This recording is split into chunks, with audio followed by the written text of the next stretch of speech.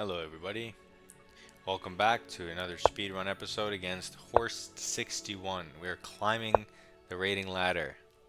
We are 1320, he is 1250. He does this very hyper modern fianchetto. We are going to develop our bishop, protect our pawn, aim at what would be his king, but now he fianchettos the other way as well, double fianchetto. We're just going to develop our knight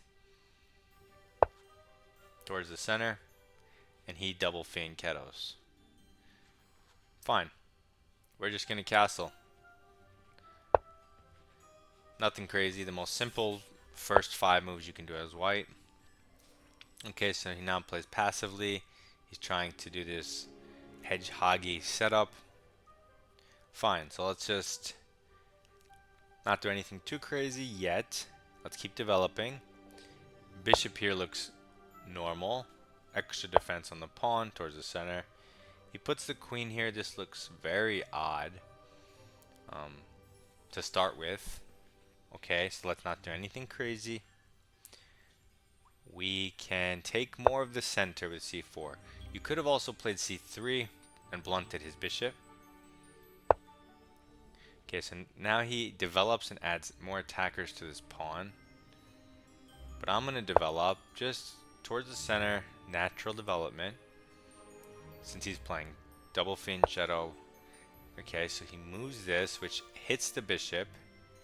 But I'm going to retreat the bishop to b1, which may look weird to you. But I'm going to play h3 next and put my bishop back. No big deal. And he has to waste his turn moving his knight. And there's nothing he can do about this sequence. That's why jumping your knight in is only good if your opponent lets you take it. If they go b1 and kick you, it's a bad sequence. So he long castles, but now not only were we going to do a3 anyway, but now we get to play a3 b4 like for free, kind of faster, a little bit faster. I guess you can argue that we were going to play a4, so we still have to spend another turn playing a4, but so he moves the knight back, which hits the center. You can always push, but that gives his knight squares, right? And opens up diagonals. So let's leave the center as is. And let's see. Let's continue our assault. He now gave us some space. It's opposite side castling. We have a really strong presence in the center. Look at this. Or just on the 4th rank as a whole, the 5th rank. Look at that. Crazy. And this is good because we want to do this with our pawn and open up lines towards his king. You see this triangle? This is how we want to... Okay, so he strikes in the center. This attacks our center. But now we want the center to be locked for 2 reasons. One, to shut down both of his bishop's diagonals, which is supposed to be the pride of your double fianchetto position, right? And 2, we want the center locked so we can start just full throwing these pawns up the board and attacking the king. If the center is not locked and can be open, these pawns are way overextended once they open it. So let's lock the center with tempo, and this now gives us the flexibility to push these 3 pawns, and he can't harm us. He has to now attack on the other side with his pawns. So he moves the knight, but we want to start our pawns down. Can we do this immediately? It threatens to win a piece, so he can't ignore it.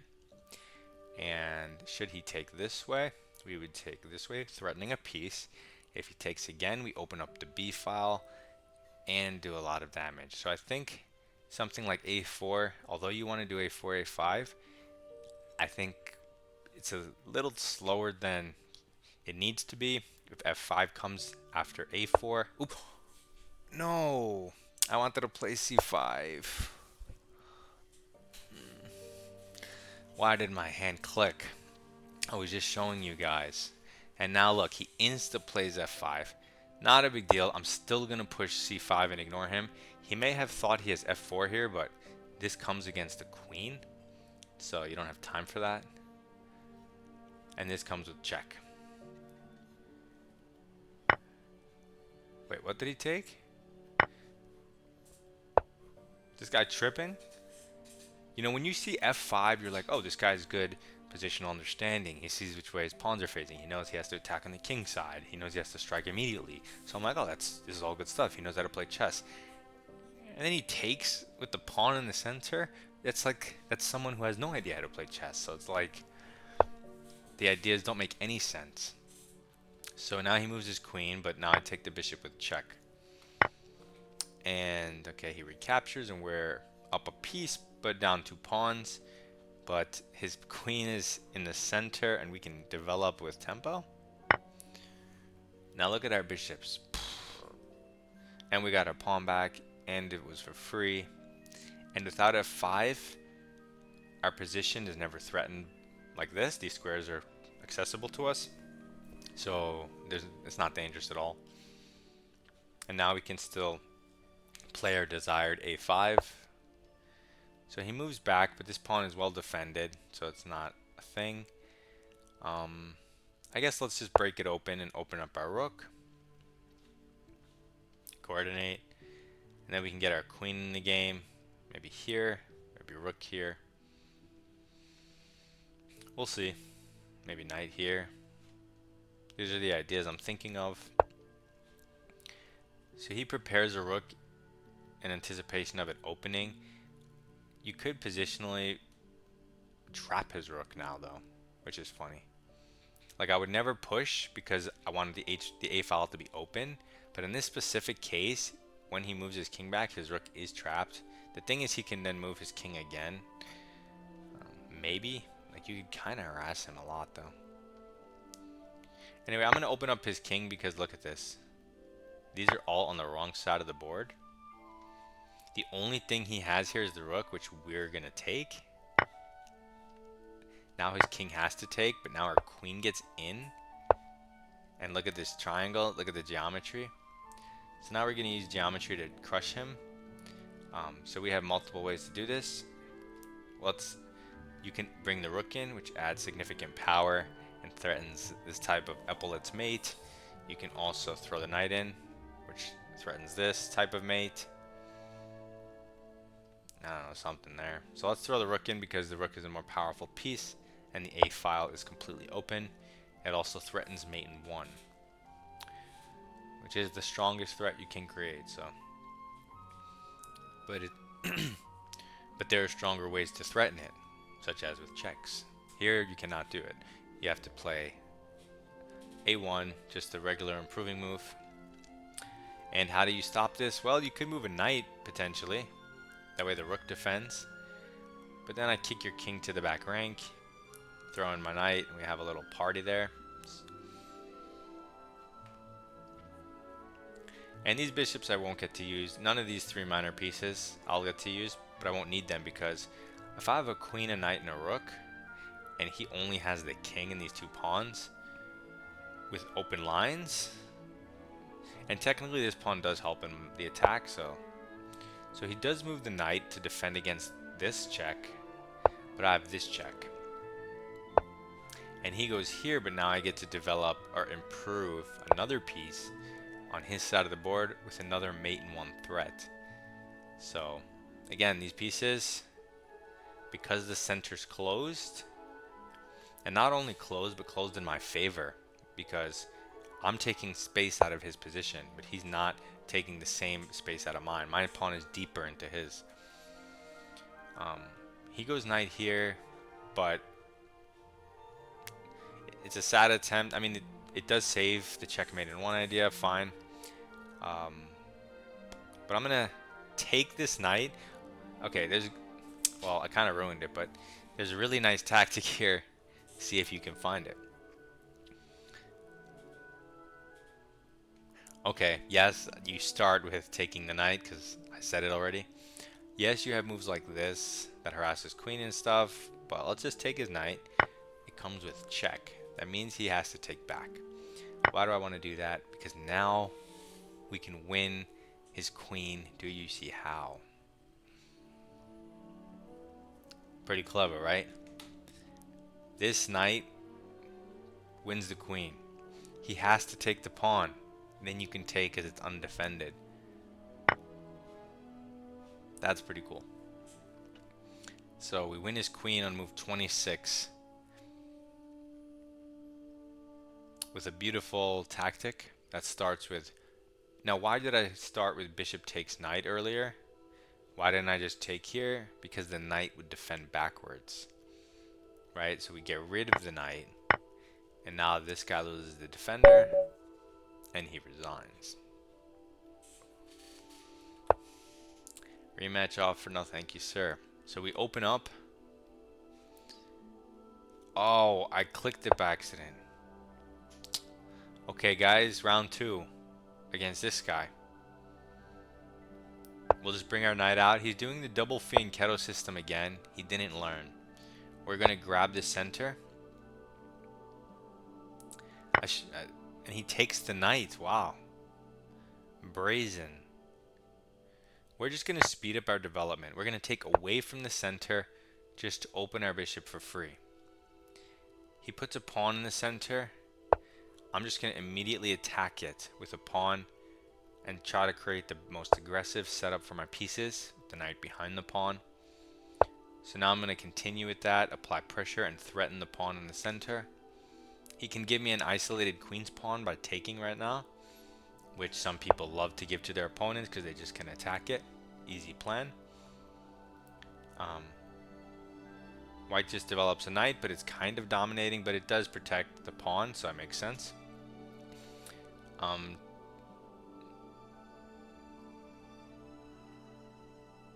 We could develop this bishop to lots of squares.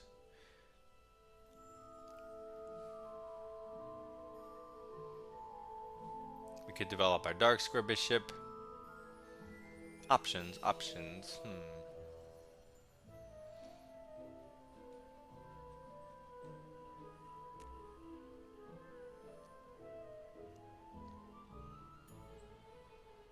Okay, let's develop our light squared bishop.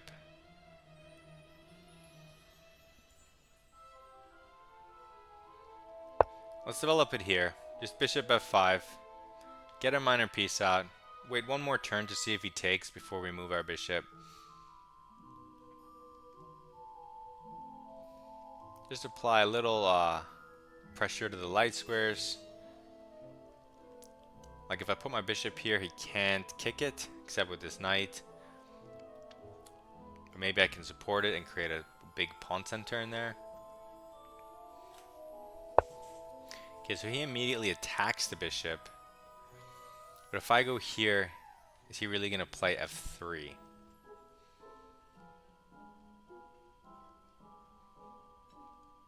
Well, he undefended this pawn. So if I take this pawn, it defends the bishop. But if he kicks my knight,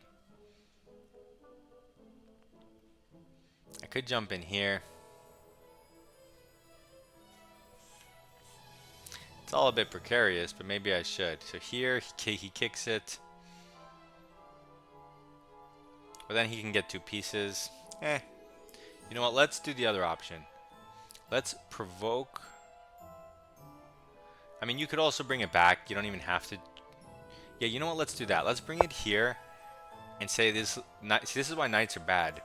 Or one thing bad about knights is his knight's dumb here, right? When he moves it back, his knight will be in the same spot. My bishop will be here as if I had developed it here in the first place, and it'll be my move.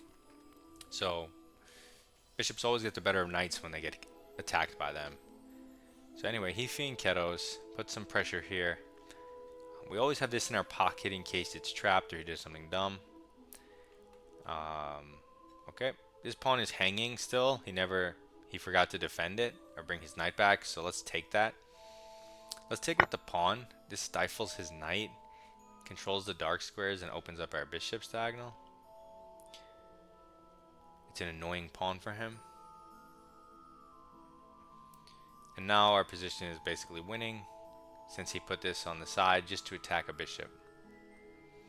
Even if you retreat the bishop back, that's fine for you. He takes, you take, your rook is open, and you have this cube, this square of pawns, which is, I mean, it's not the best attacking thing, but it's pretty impenetrable. So he just castles, simple move. but we have a better position. We don't need to do anything crazy.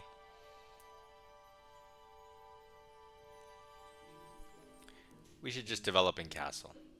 Where do we want this bishop? There's different squares and they all seem reasonable. I guess we'll just throw it here. A little extra support for this pawn. For example, if he wants to go here, it doesn't work now. So he goes here, but this relinquishes even more control of the dark squares, allowing me to use them at will. But first, I say, let's castle. Nice and simple. All of our minor pieces have squares. So we're doing fine. We're doing more than fine. We're doing very well. Now we have a semi-open file here and here. So that's probably where our rooks belong. We'll see. And this is really strong. He's going to have to challenge it at some point with one of these pawns somehow. And it'll get exchanged, but we're up a pawn. So he develops his knight this way. It looks at this square. I mean, it's not my favorite move. Okay, we could continue developing one of our rooks. We could also develop our queen, which is a piece to connect our rooks. So let's connect our rooks this way. No, not this way. Let's connect our rooks. Well,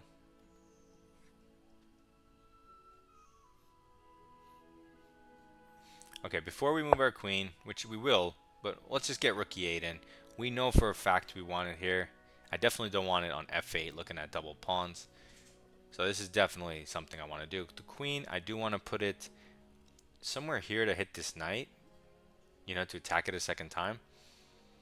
If he just goes here now voluntarily, you can kick it. It's really dumb. So he lifts his queen, which looks at the king and looks at the light square. So he wants to jump his knight in. That makes sense. The downside is I can improve my piece and attack his stuff. His queen does not have good squares. It has to basically go back or here, which looks very weird. So like here, here.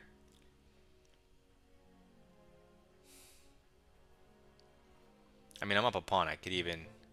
Okay, that's not a worry. Let's just go here and put our knight on this nicely defended central square. Looks kind of cool. Not the best move, but definitely a cool move. It annoys him, stops his plan. If he goes here, you can always just take the knight and misplace his rook pretty badly.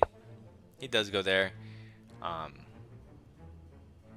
If you go back, like here, he can probably kick you, but then you can take it. I don't know. I kind of just want to go rook here and develop. Give him this pawn. It can't be good for him. So let's do that.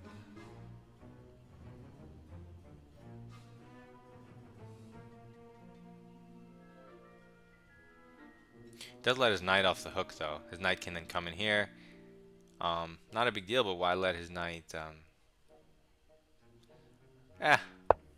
Take your pawn back, sir. We'll give it to him. We're nice people, right? We believe in piece activity more than pawns. So, if possible, we'd like to sack him. If we can make a nice piece move and make it a lot stronger, we try to get rid of these pawns. Okay, so he has a queen in our position, but if we go here, it's almost trapped, which is funny. Is it trapped?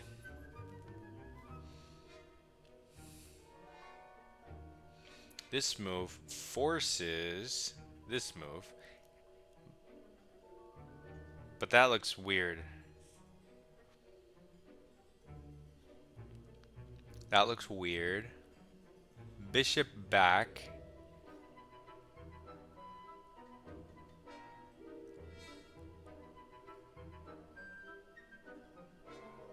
And the queen is trapped. I mean, I didn't see this when I first offered him the pawn, but this is why you don't take B pawns. See, normally the move would be this, but that blocks this. Still probably good in some way. Maybe rook here, but I think this is clean, right? So if I go here, and the problem for him is he did not have this diagonal, which you normally would have, because it's covered by everything. This knight and this pawn.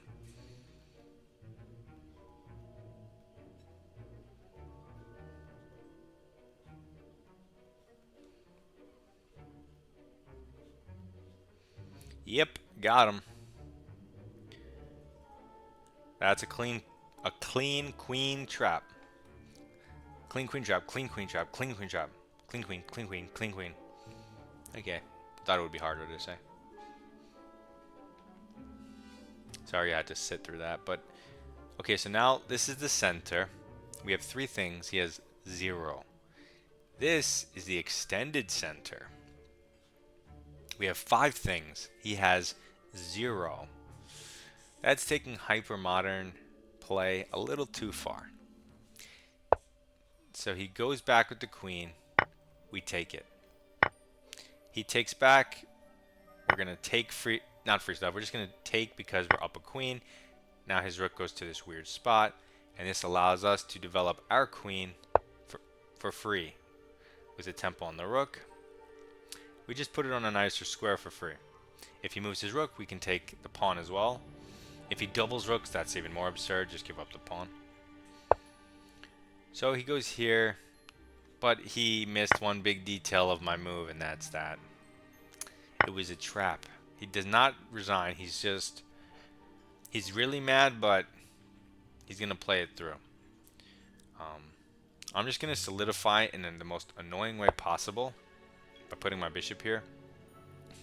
And then I'm going to sack one of my rooks for this knight. And I'm going to sack... Okay, yeah, there we go. I told you this is an annoying move. It's just... because it shuts down the all activity of the bishop, and it's just... you don't want to play anymore after that. So let's go through the game. The second game. Yeah, he didn't rematch me now, did he? Because stop fianchettoing. You need at least 1 pawn in the center. You don't need 2. You don't need 3 or 4. You need 1 though, at least 1. So he just gives up his best piece for our clumsy knight. Fine, we're better. Put on the engine, baby. Black's already just better. See? That's why you don't do this. Okay, so now he just does this, and we attack the center. Maximize our development so we can have an aggressive setup. Develop a piece towards the center. Develop a piece towards the center. No reason to give him the bishop pair. Protect the center. Free stuff. Develop a piece towards the center. King safety. Develop a piece towards the center. Improve a piece in the center for free. Develop a piece towards this extended center. Also force because your bishop's hanging. Then he takes this pawn, and the evaluation is -5. So we trap the queen, and there's nothing else to say because once you win a queen, the game is over. Principles, principles, principles. They work so well as a guide, not as a rule, as a guide. Okay, so now this video is longer than it should have been because this guy rematched me. Good luck in your chess. Goodbye.